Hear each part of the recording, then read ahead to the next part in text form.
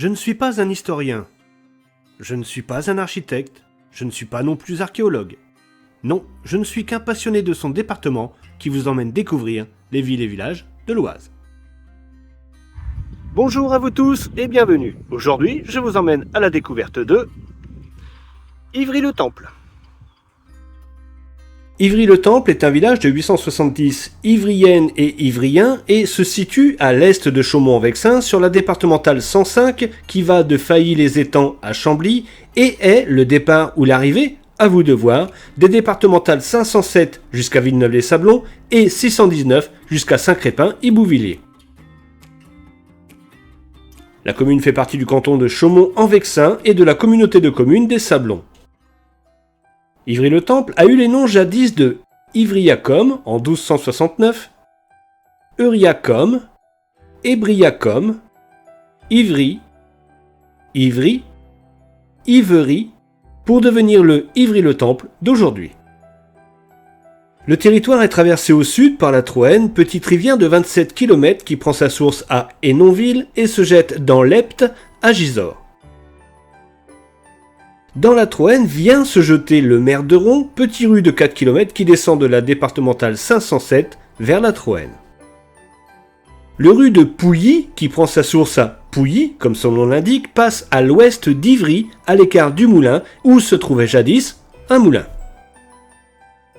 Ivry a deux petits écarts, la ferme de Trégny au nord et le moulin à l'est. Près du moulin se trouve un endroit appelé le Puisard qui était probablement une autre ferme autrefois. La commune de Mont fut rattachée à celle d'Ivry-le-Temple en 1825 pour en être enlevée en 1832. Le village a un blason, gironné en croix d'argent et de gueules. Ce blason fait automatiquement penser, enfin pour les initiés, à celui des Templiers.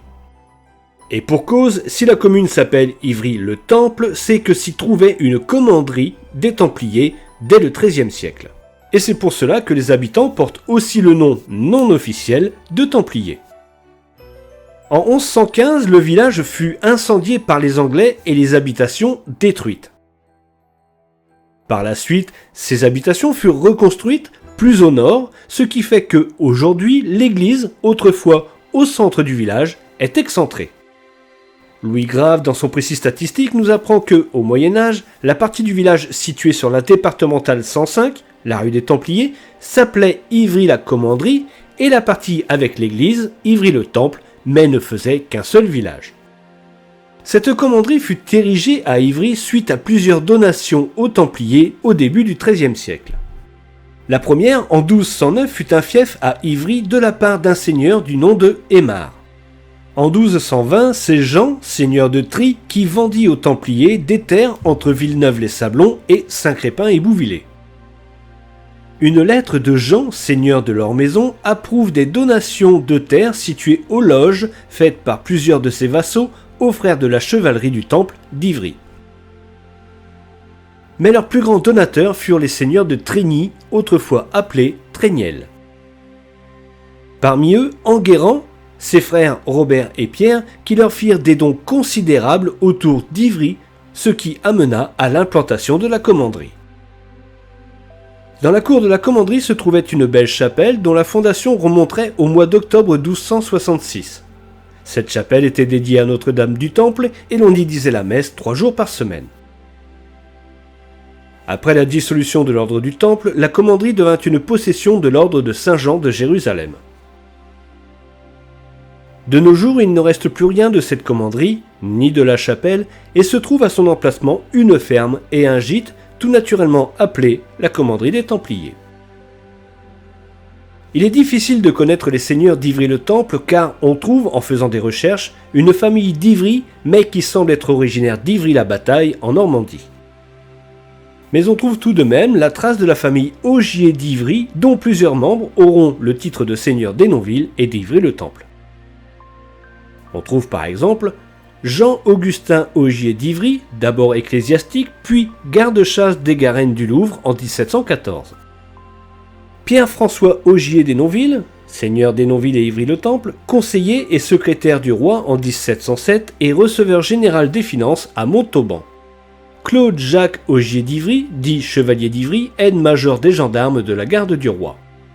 Ces trois derniers étaient frères. Puis leurs enfants auront presque tous des postes importants dans la noblesse des XVIIIe et XIXe siècles. Ivry-le-Temple se trouvait autrefois sur la ligne de chemin de fer de Méru à la Bosse. Une gare s'y trouvait et est aujourd'hui une maison d'habitation. Allons découvrir l'église d'Ivry-le-Temple. L'église de Saint-Martin est une église assez particulière. En effet, c'est la deuxième église que je découvre qui a vu une partie de sa structure s'effondrer. La première était celle de Saint-Queux, près de Pont-Sainte-Maxence, qui avait vu en 1910 une partie de son clocher s'effondrer et détruire la chapelle sud.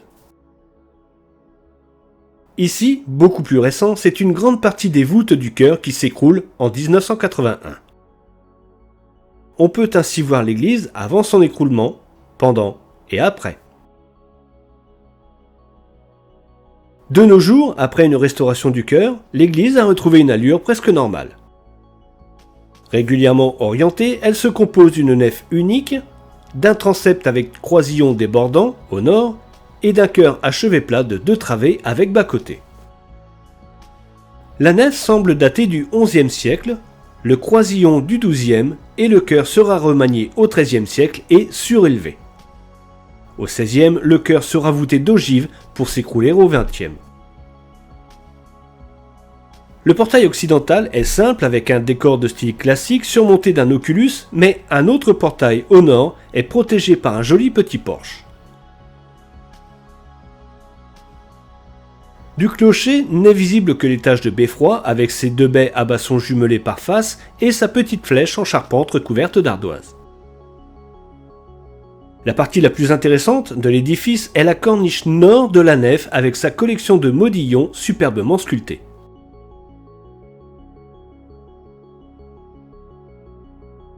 L'intérieur est de nos jours bien agréable à découvrir.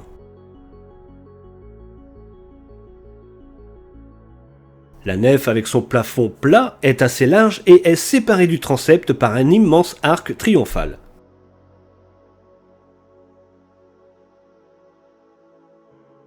La croisée du transept, qui faisait office de chœur jusqu'à la fin des travaux, est maintenant dégagée et amène à ce magnifique chœur restauré.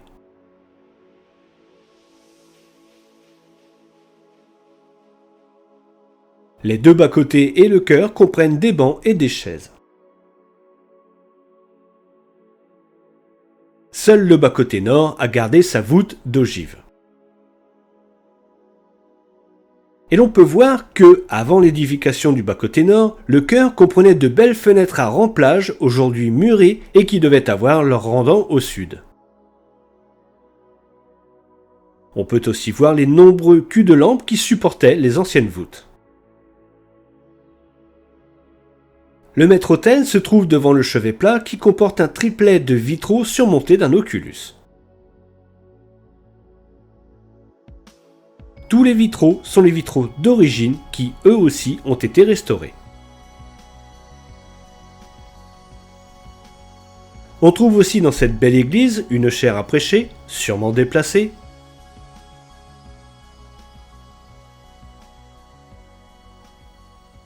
de nombreuses niches, dont celle avec les piscines liturgiques,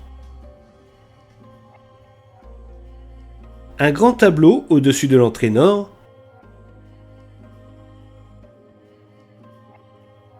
et des fonds baptismaux étrangement disposés entre les bancs de la nef. Avant de partir de cette église Saint-Martin, je vous emmène en faire le tour.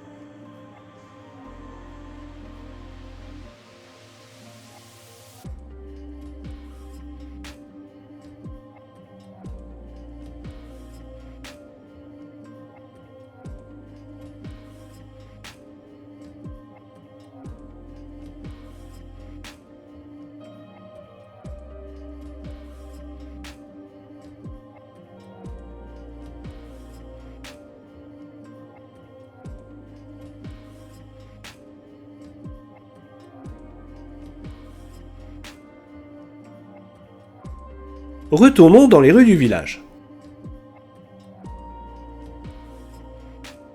Le monument aux morts se trouve rue des Templiers, presque face à la rue du Manoir.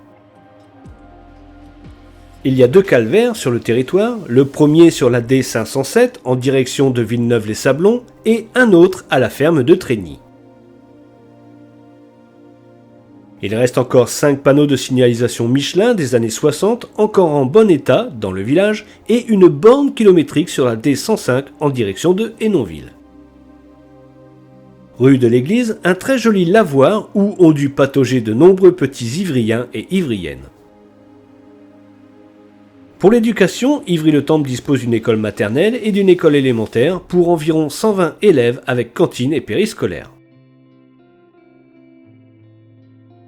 Une aire de jeu pour jeunes enfants est située rue des Templiers et un petit complexe sportif avec tennis et terrain multisport est situé au bout de la rue du Moulin. Une bibliothèque se trouve elle aussi rue des Templiers. Il n'y a malheureusement plus de commerce dans la commune. Mais il reste tout de même 3 exploitations agricoles sur le territoire. Et au nord, après le cimetière, se trouve la petite zone d'activité de Trény avec une dizaine d'entreprises.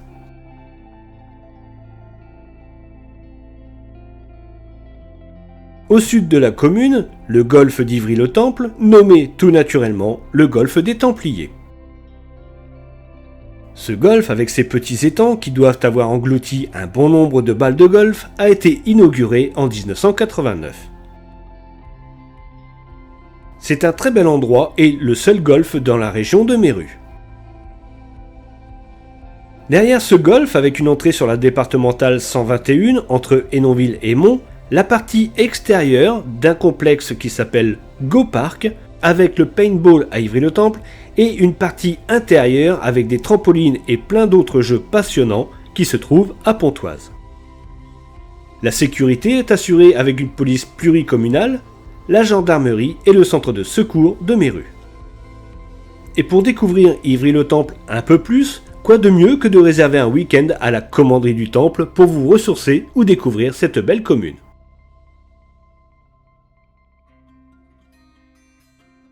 Voilà, c'est ici que se termine la découverte d'Ivry-le-Temple, joli petit village qui, pour moi, passionné des Templiers, a été un vrai régal à faire. Je vous remercie de m'avoir suivi dans les rues d'Ivry-le-Temple et si cette vidéo vous a plu, n'hésitez pas à me le dire en commentaire, à mettre un j'aime, à en parler autour de vous et surtout à partager. Je tiens à remercier Madame Herman, maire d'Ivry-le-Temple, Madame Pessoa, son adjointe, pour leur aide et leur accueil, ainsi que toutes les personnes qui m'ont aidé dans la préparation de cette vidéo. Et si le cœur vous en dit, vous pouvez soutenir la chaîne en vous rendant sur ma page Ko-fi, dont le lien est en description. N'oubliez pas de vous abonner et d'activer la petite cloche afin de ne pas manquer les prochaines découvertes. A bientôt. Au revoir Ivry-le-Temple.